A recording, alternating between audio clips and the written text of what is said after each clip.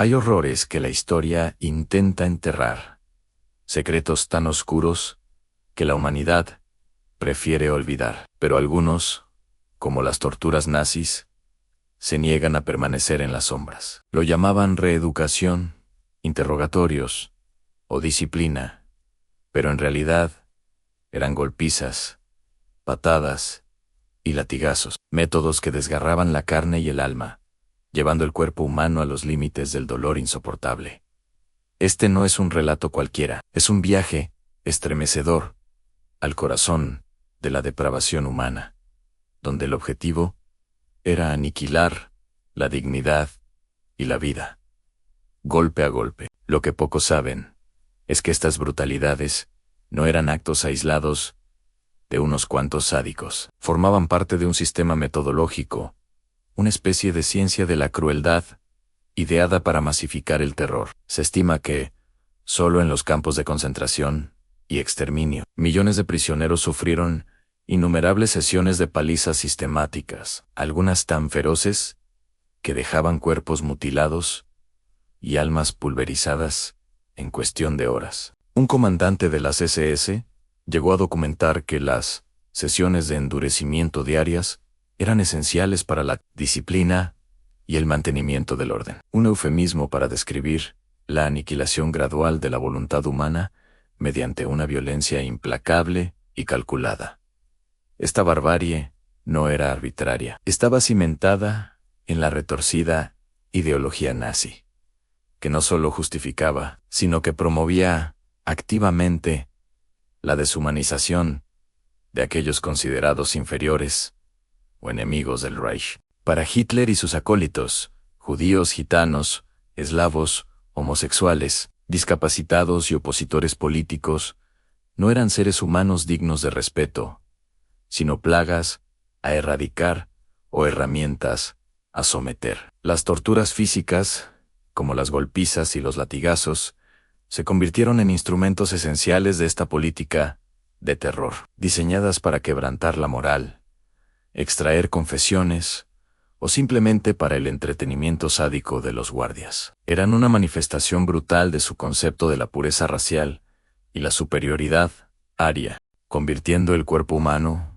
en un lienzo para la más abyecta crueldad, un medio para reforzar un régimen que se alimentaba del miedo y la aniquilación de la individualidad. Las golpizas eran una constante en la vida de los campos de concentración y prisiones nazis. Una banda sonora macabra que resonaba día y noche. No eran meros castigos ocasionales, sino una herramienta omnipresente, aplicada con una crueldad metódica y una variabilidad aterradora. Los guardias, armados y deshumanizados por la ideología, utilizaban cualquier objeto a su disposición: ampuños, enguantados reforzados, culatas de rifles que dejaban marcas profundas y permanentes, bastones de madera gruesos, o las infames cachiporras de goma que, aunque no rompían la piel de inmediato, causaban un daño interno devastador.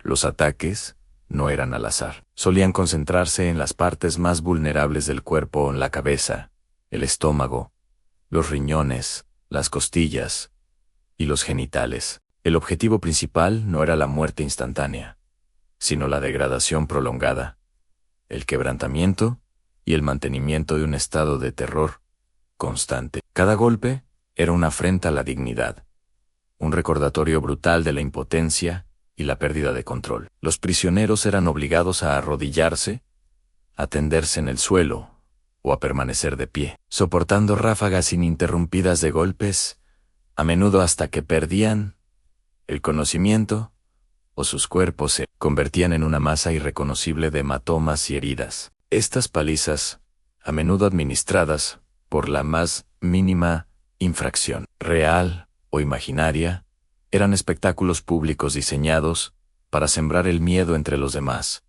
asegurando la obediencia y destruyendo cualquier brote de resistencia o esperanza. Las patadas, por su parte, representaban otro escalón en la espiral de brutalidad nazi, un método de tortura que combinaba la fuerza bruta con una humillación profunda y deshumanizadora. No eran simples empujones. Eran golpes violentos propinados con la intención de causar el máximo daño y dolor, a menudo dirigidos a prisioneros ya debilitados o caídos. Los verdugos, calzados con pesadas botas militares, no dudaban en golpear con saña la cabeza, el abdomen, la espalda o las costillas de sus víctimas. Cada patada buscaba inmovilizar, quebrar huesos, reventar órganos internos y dejar secuelas permanentes. Era común ver a prisioneros con costillas rotas, hemorragias internas o daños en la columna vertebral,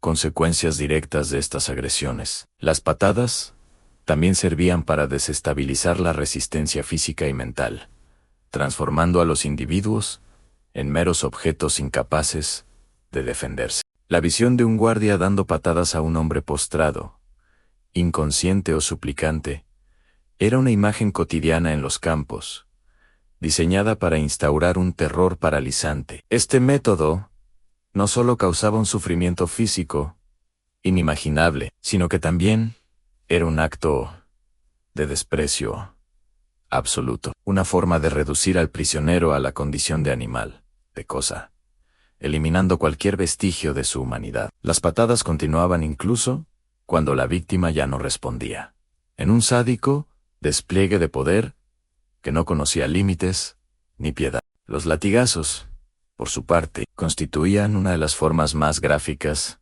y dolorosas de castigo físico, implementadas por el régimen nazi, diseñadas para infligir un sufrimiento excruciante y visible. Los guardias no solo empleaban látigos de cuero trenzado, similares a los utilizados para el ganado, sino también más rudimentarios, pero igualmente devastadores, como cables eléctricos, desenvainados o varas finas de madera que causaban heridas cortantes y punzantes. La técnica era brutalmente simple.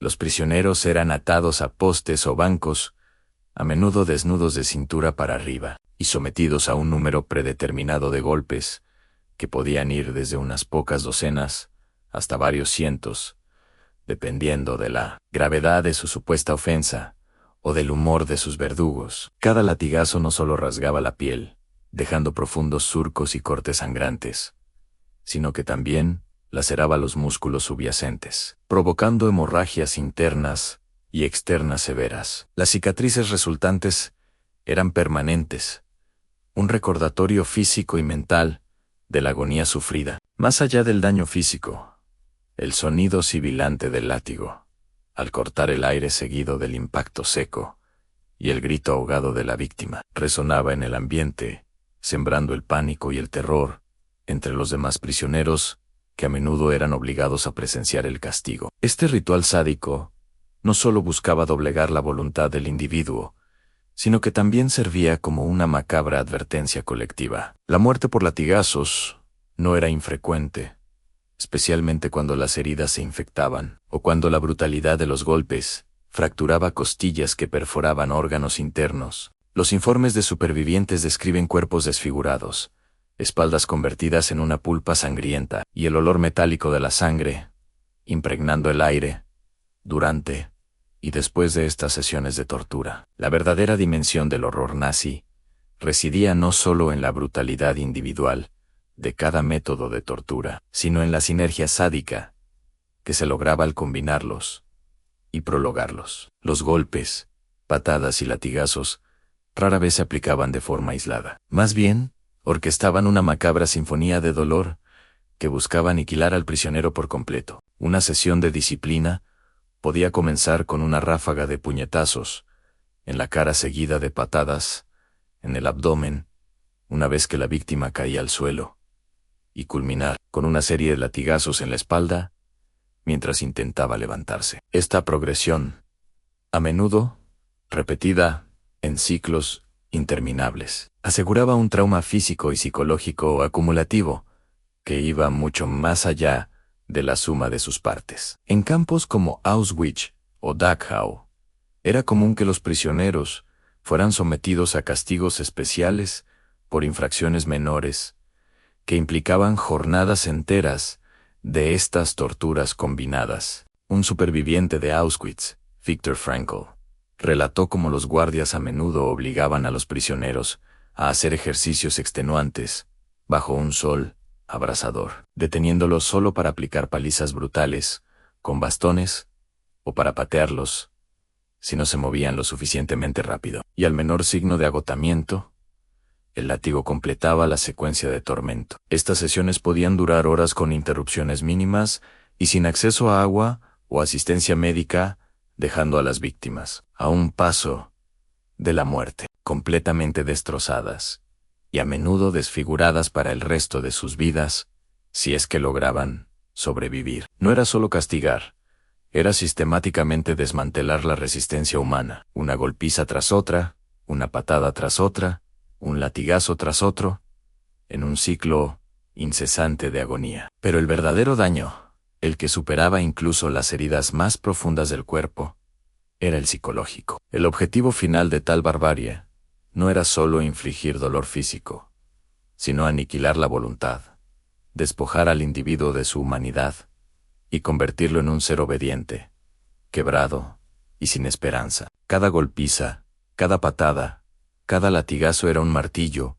que golpeaba no solo la carne, sino también la psique, sembrando un terror inquebrantable y una sensación de impotencia absoluta. El trauma, la humillación constante y la despersonalización dejaban cicatrices invisibles, pero permanentes, en el alma de los supervivientes. La desconfianza, los terrores nocturnos, la depresión crónica, la ansiedad y el síndrome de estrés postraumático fueron los compañeros indeseables que acompañaron a aquellos que lograron salir de los campos. Una prueba de que incluso después de liberarse de las garras nazis, el horror de las torturas continuaba habitando en su interior. Si has llegado hasta aquí y el escalofrío de estas historias te atrapa, suscríbete para sumergirte aún más en los rincones más oscuros de la historia. Estas historias parecen lejanas, encerradas en polvorientos libros de historia, pero la verdad